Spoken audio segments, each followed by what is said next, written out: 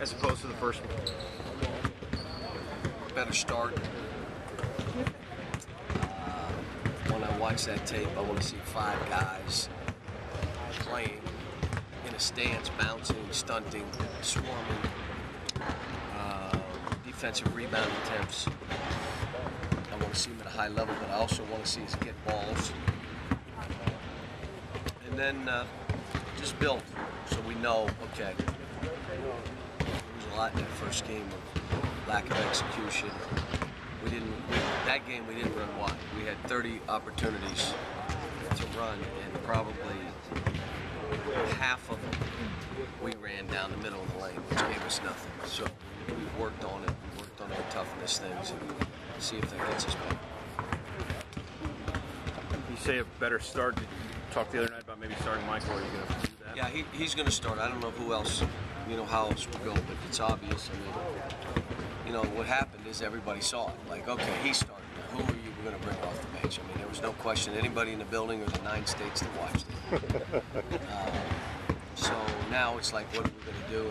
And what I may do is, start one group and start the game and start another group the second half, and then you can judge. So.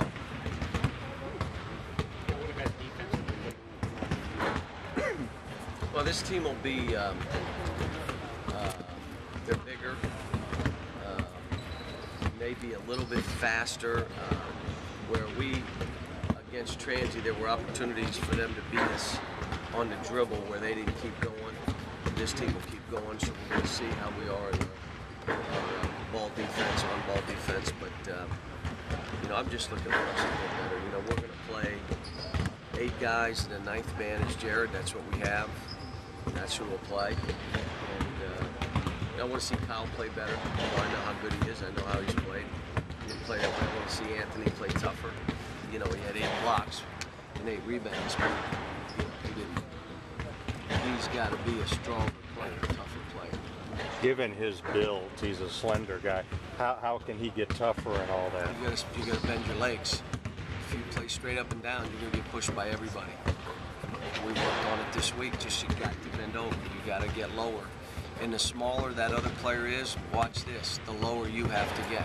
If that dude's 6'3", then you better get your hips down to that level that his are. You can't stand straight up. The one kid pushed him out of bounds and they called a foul, but the reality of it is the kid probably barely nudged him and the kid fell out of bounds because he was standing straight up and down. But he's worked on it. He's been better. Naturally, if he thinks to do it, or does he just have to train? You just have to train. You got to have a habit. His habit is to stand straight up and down on drives. His habit is to fade away on shots. His habit, defensively and offensively, is to stand straight up and down, not to play low. And we just stop him in practice. Are you standing up or are you down? You're standing up. Get down. Bend your legs. So he's responding. He's trying. It's not changing overnight. He's got a ways to go with it. He calls a few turnovers and back-to-back against Kansas. That's still something that you're looking at implementing even more. Well, here's what we did. We probably spent 15 minutes on the press before we pressed in the game. So then I saw where we were with it. Now I've spent time really showing them where they're supposed to be, the rotations that we want to have. And so now we should be a better pressing team than we were that game. But you're playing against a team that will probably try to beat us on the dribble, which means whoever's guarding the ball better be able to contain himself. But we didn't work on it a whole lot. We didn't work on switching defense. So they made 4 threes because when we switched, instead of coming together and saying switch, which we hadn't worked on, they just went. Like, I don't know what that means, but I know this, no one guarded that guy that went out. And they made the 3. So we worked on switching if we choose to do that. But we've got a lot of stuff we got to do right now. Cal, the guys said that you've worked on toughness the last few days, like rebounding drills, one-on-one, the loser has to run. Yeah. How do you envision that as a long-term, day after day kind of thing? I don't think every day, but I think when you watch and you see your team's not playing tough enough, you go to those things. I'm not doing it to if we're playing rough enough and we're playing, the one other thing we weren't able to do is hold a post position against Transient. We had post ups, but we couldn't hold the position. So they got behind us and pushed us out to 12 feet. We started at 7, we caught it at 12. Well, you can't be that way anymore. So we've done some of that stuff. I mean, we've got a lot of holes. And we're still learning and still trying to figure out exactly how we're going to play. We still don't, you know, until I start watching game after game to where I'm comfortable, okay, this is who we are, or how they're going to try to take away what we're going to do. And the good news with our schedule, you learn right away. You got Marist, a good team. Then you go Kansas, on the road. Then you go Tip-Off, on the road. And then all of a sudden you turn around and you look around and you go, we're playing North Carolina, who we're not ready to play. You have an Indiana game on the 5th. You're like, you'll figure out what's going to be good and what's not going to be good in those games. What's Stacey Pool's status? Still on the roster.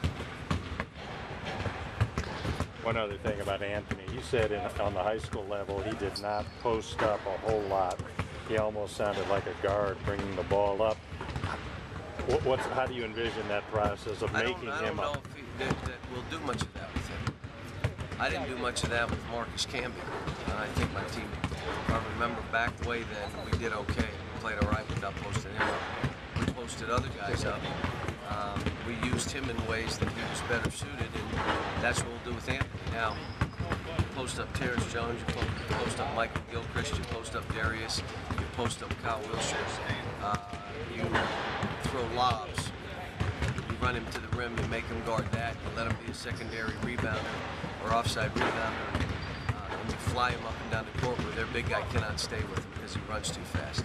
So you know, use the things that he does well instead of trying to force him. You know, he's done fine. I mean, his biggest thing is he tries to fade away from contact. You create the contact without, not an offensive foul, but you create contact.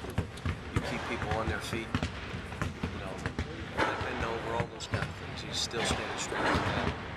What else do you want to see from Kyle? He was, you know, I think there was some anxiety first night out.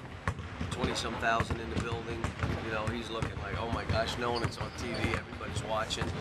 He got in, and I don't think he played as well as he has been playing.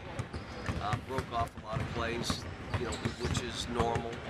You know, he's thinking instead of playing, and but I think he'll be fine. And I think, you know, he's really trying to do the right things. Cal, Just got to get him time.